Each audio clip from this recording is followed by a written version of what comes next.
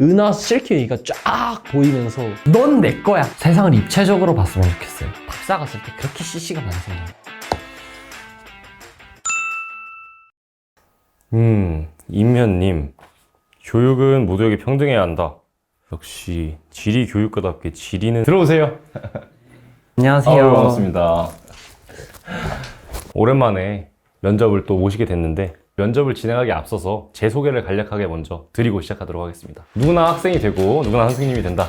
모두의 교실 원장 권 선생입니다. 반갑습니다. 반갑습니다. 면접에 임하는 각오부터 한번 들어보도록 하겠습니다.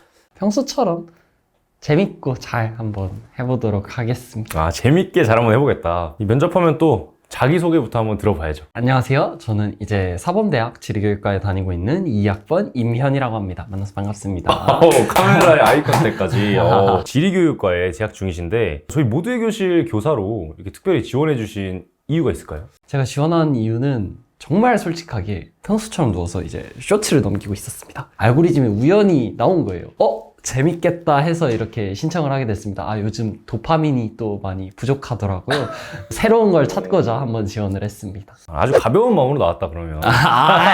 면접을 또 아주 가벼운 마음으로. 제가 사실은 지리에 대해서 정말 하나도 모르는데 이 지리라고 하면은 제일 먼저 떠오르는 개념이랄까요? 땅, 산, 지도 막 이런 거가 먼저 떠오르는 것 같은데 지리학이라는 게 정확히 어떤 걸 배우는 학문일까요? 보통 이제 지리하면 아까 말했던 땅, 산, 지도를 모두 포함하긴 합니다. 근데 사람들이 가장 많이 헷갈리는 게 지질하고 지리하고 헷갈려요. 지질은 약간 지구의 역사, 땅 내지 거기에 있는 화석 자체를 탐구하는 자연과학의 한 분야인데 지리가 그걸 안 다루는 건 아닌데 거기에 플러스 알파로 인문학을 다뤄요. 어떤 인문학을 다루냐? 공간에서 나타나는 인간과 자연의 상호작용 혹은 자연과 자연의 상호작용 그로 인해 나타나는 결과물들 자연에 인간에 어떤 영향을 끼치는지 이런 것들을 다루는 학문이 보통 이제 지리학입니다. X축, Y축을 보통 이제 학문으로 표현을 하는데 이제 역사를 X축으로 표현을 하면은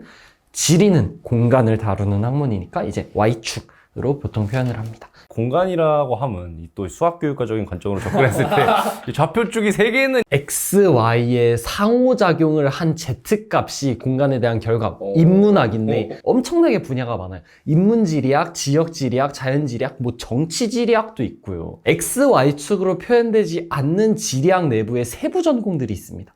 그건 이제 Z축이라는 사람까지 포함을 시켜서 그 안에 지리학들이 다양하게 분포를 하고 있다.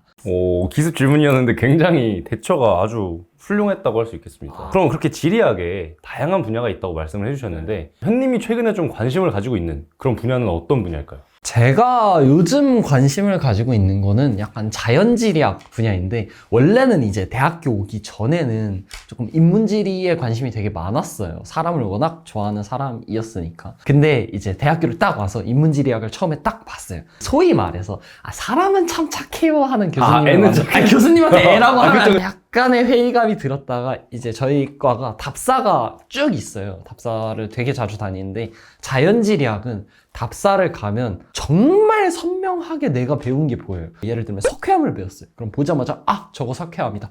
저거 화강암이다. 주양경사가 이 정도다. 그래서 어떤 식으로 형성이 되었다 하는 것들이 다 보여요. 결과가 너무 눈에 선명하니까 당연하게도 이제 흥미가 점점 많이 생기게 된 케이스이기도 하고 재작년에 몽골 답사를 다녀왔었는데 몽골 자연지리 교수님하고 같이 갔었는데 그게 너무 재밌는 거예요. 그 뒤로 이제 자연지리 공부하면서 이거 그때 답사 때 배웠던 건데 이거 내가 전에 공부했던 건데 하면서 되게 공부하면서 신났어요. 그래서 약간 자연지리에 빠져있는 지금 그런 상황입니다. 몽골에는 게르에서 자고 막 그러셨나요? 네. 단 한 번도 호텔에서 잡은 적이 없습니다. 자연과 함께. 네, 자연과 함께, 게르와 함께 이제 눈 뜨면 말과 이제 소똥 냄새가 해발고도 1900m에서 열심히 자고 답사하고 그랬습니다. 몽골이 자연 경관이 아름다운 나라 위에서부터 선정하면 항상 상위권에 있었던 은하수가 이렇게 펼쳐지고 그런 좀 인상 깊었던 경험이 있으시겠어요? 밤에 이제 초원에 그냥 눕거나 가끔씩 이제 이슬이 맺혀 있는 경우가 있는데 옷이 젖으니까 수건을 이렇게 바닥에 깔고 다 같이 그냥 그 수건에 누워서 별을 보는데 은하 실키웨이가 쫙 보이면서 와 진짜 경관이 너무 멋있더라고.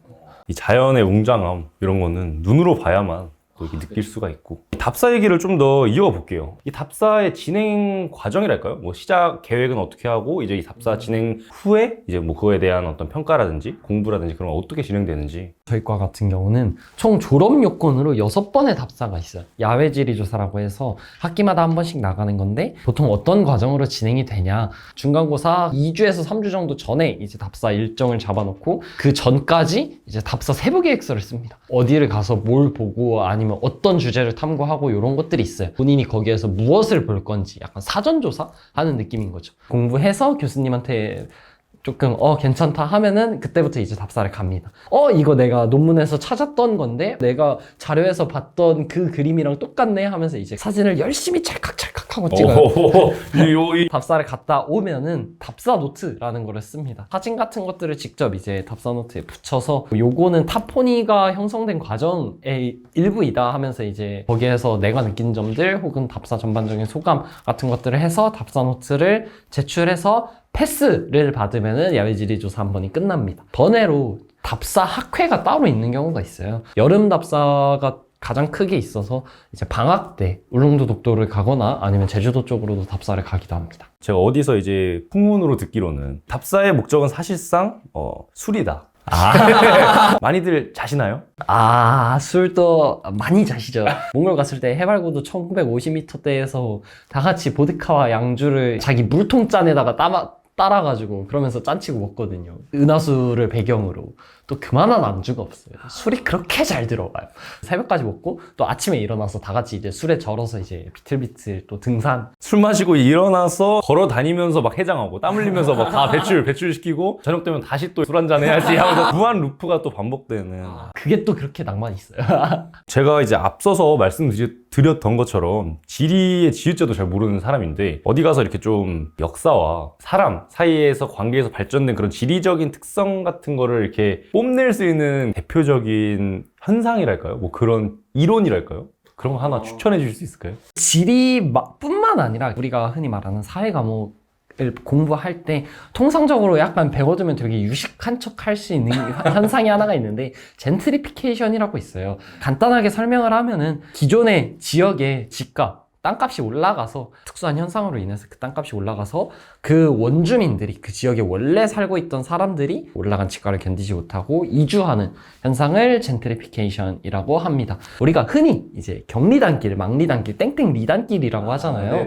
개별 답사를 그쪽으로 가봤었는데 건물 허무는 그런 트럭이라 해야 되나? 그런 것들도 되게 많이 보이고 카페도 옛날에 이제 학생 때 가봤는데 같은 자리에 카페가 한 2번인가 3번인가 막 바뀌었더라고요. 실제로 거기에서 철물점을 3대손까지 계속해서 하고 계신 분하고 인터뷰를 직접 해봤는데 코로나 때문에 뭐 관광객 줄은 것도 줄은 거고 생필품 사업이라던가 이런 것들이 애초에 많이 죽었다고 하더라고요. 주민들이 많이 떠나고 없으니까. 그래서 이런 사실들 간단하게 알아두면은 어디 가서 조금 젠트리피케이션 하면은 멋있어. 발음을 굴리는 것까지가 포함되는 거죠? 발음 굴리는 것까지 젠트. 근데 제가 정말 중요한 질문을 하나 빼먹은 것 같은데 지리교육과에는 어쩌다가 지나가니까 다 빼먹고 지금 지리에 대한 얘기를 이렇게 많이 해요. 원래는 제가 고등학교 때 3년 내내 진로가 매번 바뀌었어요. 1학년 때 심리, 2학년 때 승무원, 항공기 기장 하다가 이제 정말 마지막에 지리로 틀었거든요. 되게 옛날부터 지리라는 걸 접해본 적이 없어요. 사실은 접했는데 그게 지리인지 몰랐던 거죠. 근데 이제 고3 때 세계지리 과목을 딱 처음 배웠습니다.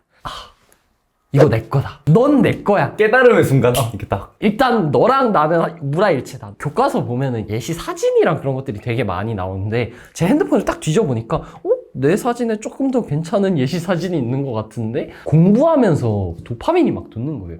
이게 이런 거였어? 내가 거기서 이런 것도 배웠었어? 내가 뭐 이런 것도 볼 수 있었구나. 그래서 지리로 결국 틀었습니다.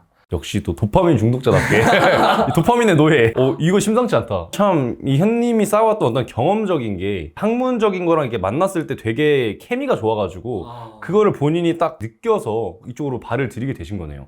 그쵸. 전공 관련된 질문은 충분히 드린 것 같고 좀 다른 질문들로 넘어가 볼게요. 만약에 저희 모두의 교실 교사가 되신다면 학생들한테 좀 어떤 메시지를 핵심적으로 전달을 하고 싶으신지. 지리 전공자라서 그런 걸 수도 있는데 세상을 입체적으로 봤으면 좋겠어요. 지리라는 것 자체가 공간에 대해서 탐구하는 학문이잖아요. 입체적이란 말이에요. 절대 한 가지 축, 한 가지 단면만 있을 수가 없어요. 그러다 보니까 이런 측면도 있었구나. 사람 사는 것도 똑같아요. 내가 어떠한 한 가지 일 내지 경험이 있으면은 그 경험에서 한 가지만 보이는 게 아니에요. 결국 공간에서 우러나온 경험이잖아요. 거기에서 분명하게 다시 돌려봤을 때 보이지 않았던 게 보입니다. 보려고 하면. 인생에서 그런 것들도 같이 보셨으면 합니다. 굉장히 또 신박한, 처음 들어보는 어떤 해석이었는데, 입체적으로 조금 자신의 어떤 세상이나 자신의 어떤 생각들을 좀 펼쳐나가라, 이런 말씀을 좀 해주신 것 같습니다. 이제 현님의 면접 마지막 한마디 들어보면서 종료해 보도록 하겠습니다. 일단 지리교육과 지리학과 많이 사랑해 주시고요. 아까 답사 얘기했는데 빼먹었었는데 답사 갔을 때 그렇게 CC가 많이 생깁니다. 여러분들 대학 로망 있으시면 지리교육과나 지리학